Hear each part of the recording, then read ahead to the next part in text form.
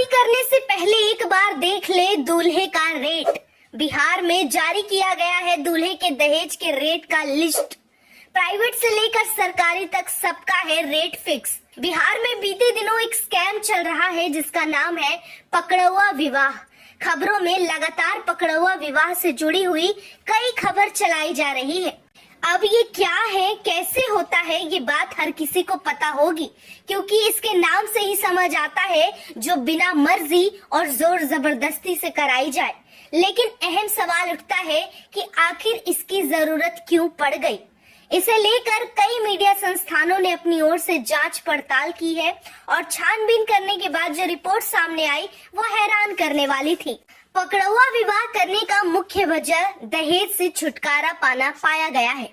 अब ये सोचने वाली बात है कि जिस दहेज प्रथा को बिहार सरकार ने डंकी की चोट पर बंद करवाया था, अवैध बताया था, आखिर वो बिहार में इतने धड़ल्ले से कैसे चल रहा है। उससे भी आश्चर्य तब होता है जब आपको ये पता चलेगा कि बिहार में दहेज प्रथा के लिए बकायदा एक सूची निकाली गई है जिसमें कि दूल्हे के काम यानी कि जॉब के हिसाब से उसकी रेट फिक्स है। जिस तरह से आप किसी शॉपिंग मॉल में जाते हैं और हर आइटम पर टैग लगा होता है, ठीक उसी तरह बिहार में मौजूद हर आसपास दिखने वाले लड़के के ऊपर भी एक टैग लगा है और वो टैग है उसके काम के हिसाब से उसके दाम का।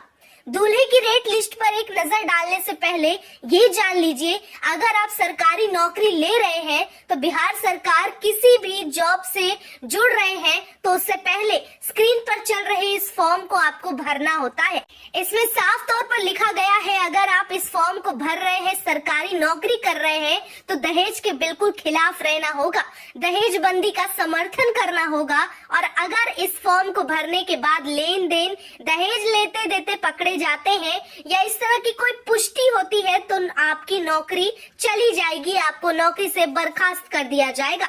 2017 में बंद किए गए दहेज प्रथा में ना जाने कितने ही इस तरह के फॉर्म सरकारी कर्मचारियों द्वारा भरे गए होंगे, लेकिन गनीमत देखिए कि एक भी फॉर्म आज तक पकड़ा नहीं गया।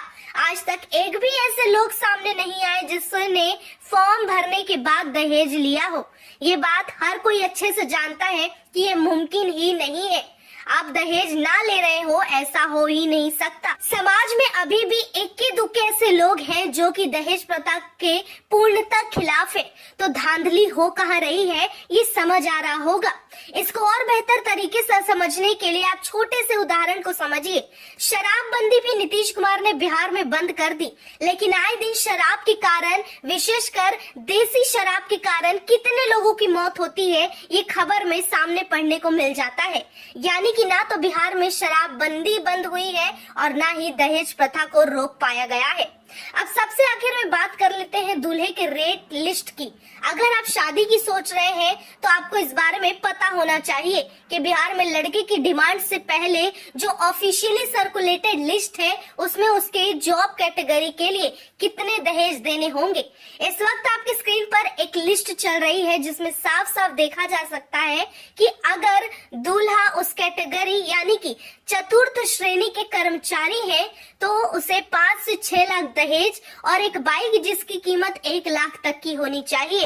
इन सब के अलावा लड़की वालों को चाहिए कि वो जेवर और बर्तन और घर के इस्तेमाल होने वाले सामान बेटी को दे, ये कहकर कि बेटी को जरूरत पड़ेगी, बेटी को वहाँ सुविधा मिलेगी और ये डिमांड भी लड़के वालों की तरफ से की जाती है। अब सबसे बड़ा सवाल ये खड़ा होता है कि अगर दहेज प्रथा बंद है तो ये लिस्ट क्यों है, और अगर ये लिस्ट है, इस पर काम हो रहा है, लोग इस तरह से दहेज ले रहे हैं, तो अब तक एक भी ऐसा सरकारी कर्मचारी बिहार सरकार की तरफ से क्यों नहीं पकड़ा गया जिसने दहेज लिया हो या दिया हो, क्योंकि ऐसा कोई नहीं है जिसका हाथ इसमें ना हो, जो कि इन सब चीजों में संलिप्त ना हो। इसका मतलब सीधे तौर पर यही है कि पूरी तरह से दहेज प्रथा जिसे बंद कराया गया था वो बेकार है, वो बिना किसी मतलब का है।